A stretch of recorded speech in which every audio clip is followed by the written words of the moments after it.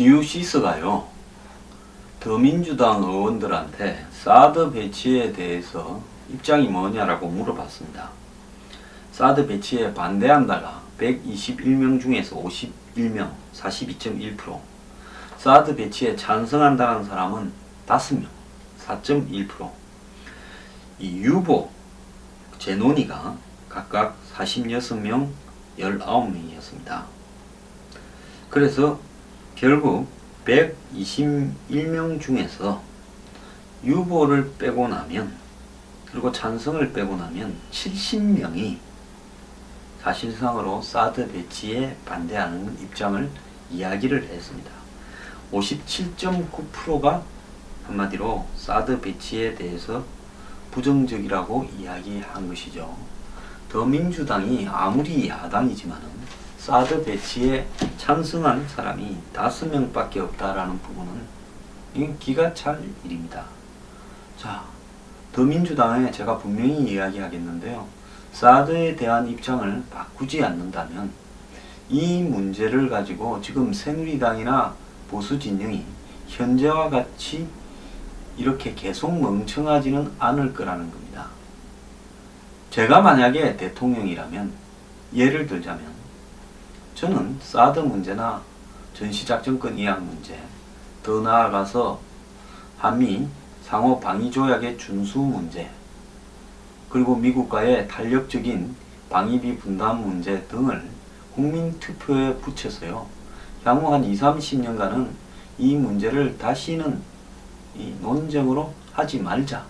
안보 문제에서만큼은 확실하게 국민적 결정을 한번 받자라고 밀어붙여 버리겠습니다. 그렇게 밀어붙여서 만약에 이 문제가 통과되어 버린다면 그때는 야당은 대선은 물 건너 간게 될 겁니다. 야당 정신을 안 차리면요, 사드를 갖고 영남의 표를 좀 빼면 100만 표를 더 이길 수 있다. 이런 얄팍한 생각으로 가다가는 대선에 지금 아무리 눈앞에 따놓은 당상 같아도 질 수밖에 없을 겁니다. 이상돈 의원이 국민의당에 한마디 했습니다. 안철수 의원이 사드에 대해서 저렇게 선을 긋듯이 분명히 사드 배치 반대를 이야기해버리면 어떡하느냐, 대선 주자가. 안철수 의원을 지지했던 2012년의 지지자 중에는 합리적인 보수나 중도층들도 많이 있는데 그럼 그 사람들은 안을 지지를 할 수 있겠느냐. 그래서 전략적으로 이런 문제를 접근을 해야지 저렇게 한 것은 잘못한 일이다라고 이야기도 했습니다. 자, 정세현, 이 DJ 노무현 정부를 거쳐서 통일부 장관을 했던 이 전 장관이 또 헛소리를 했습니다. 더민주가 국회에서 했던 특강에서 궤변을 했습니다. 미국이 우리가 사드 배치를 안 해도 보복한다면서 미군 철수는 안 한다. 그런 공갈에 넘어가는 게 바보다. 미국이 경제 보복을 하면 중국과 손을 잡으면 굶어 죽을 걱정이 없다. 그러면서 정말로 황당한 이야기들을 해댔습니다. 더 나아가서 중국이 한 대 때리는 펀치는 무하마드 알리고 우리가 돌려줄 수 있는 것은 초등학생의 권투 글러브 한 대 때리는 것과 같아. 자, 우리 대중 의존도가 막강한데 중국에 대한 의존도는 별것 없다. 5.3%다. 이러니까 국책연구소 연구원은 한국 없이도 중국이 수출을 잘할 수 있다. 그거 아니다. 한국이 없으면 중국이 수출하는데 애를 먹는다. 정 장관이 인용한 5.3%라는 중국 의존도도 최근 수치는 7%대라서 다르다. 이렇게 이야기를 했습니다. 자, 중국은 이 최대 수입국이 한국입니다. 그리고 중국의 무역 구조가 한국으로부터 사들인 각종 원부자재, 중간재를 가공해서 전 세계로 수출합니다. 중국과 한국과의 경제 관계는 상호 필요에 의해서 의존적으로 구성되어 있지 누가 누구를 돕기 위해서 그런 게 아니고, 중국이 우리에게 전면적 무역 보복을 하면 중국도 큰 애로를 겪을 수밖에 없습니다. 중국이 한국을 그냥 최대 수입국으로 하고 있겠습니까? 이런 어떤 부분을 도외시한 채 지금 늙어서 망령이 들었는지 치매가 들었는지 이렇게 말을 하면 안 된다고 봅니다. 그러지 않습니까? 합리적으로 이야기를 하려고 노력을 해야지요. 아무리 입장이 그쪽에 서 있다 하더라도요.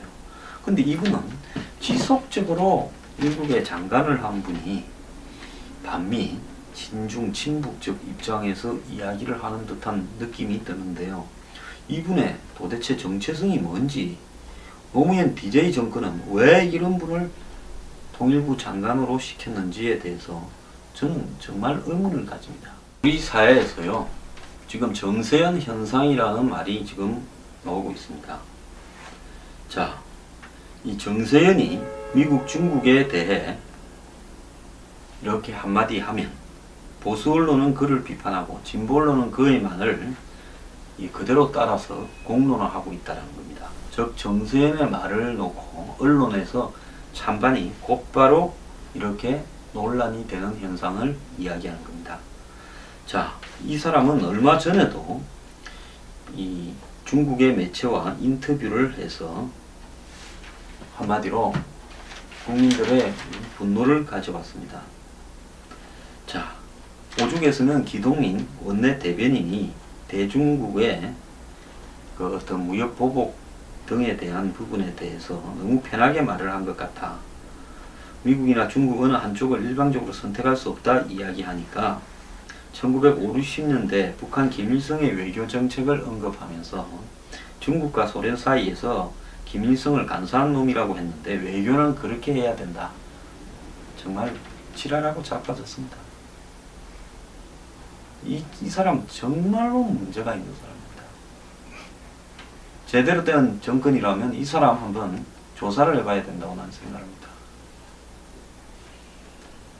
자, 이 사람은 뭔 말까지 했는가 하면요. 작년 한 인터넷 방송에서 손자 병법을 인용해서 지피지기면 백전백승이란 말을 인용한 것 같은데요. 상대방이 어떤 교육을 받아왔는지 알아야 전쟁을 하더라도 할 것 아닌가. 우리 학생들도 주체사상을 알아야 한다라고 말을 하기도 했습니다. 도대체 정세현의 실체는 뭡니까? 이 사람은요,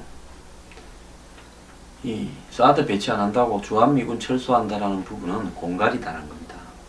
자, 사드 배치를 철회할 경우 한미 동맹의 균열 가능성에 대해서 미국이 압력을 넣겠지만은 보복이라고 해서 미군을 철수하겠냐? 그런 공갈에 넘어가는 게 바보다. 미국이 걸어온 길을 볼 때 주한미군 철수는 공갈일 뿐이다. 이렇게 말을 했습니다. 그리고 이 사람이 자신이 중국 매체와 인터뷰한 부분에 대해서 여러가지 국내의 매국노라는 비판이 나오니까 한겨레 신문에 8월 7일 기고한 무엇이 4대이고 무엇이 매국인가 하는 칼럼에서 용어들이 오용 남용되고 있다. 4대는 어떤 건가? 약소국이 자국의 이익보다 강대국의 국익에 따라 움직이는 것이 4대다.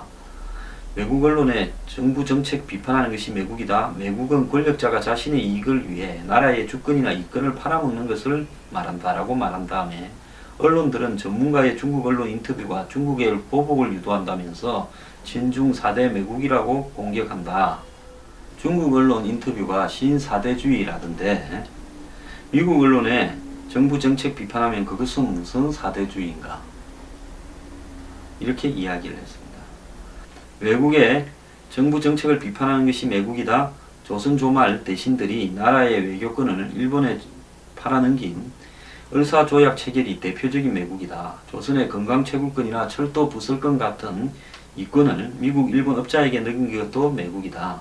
국사 결정권이 없고 이권 정보가 없는 사람들은 할 수 없는 일이 매국이다.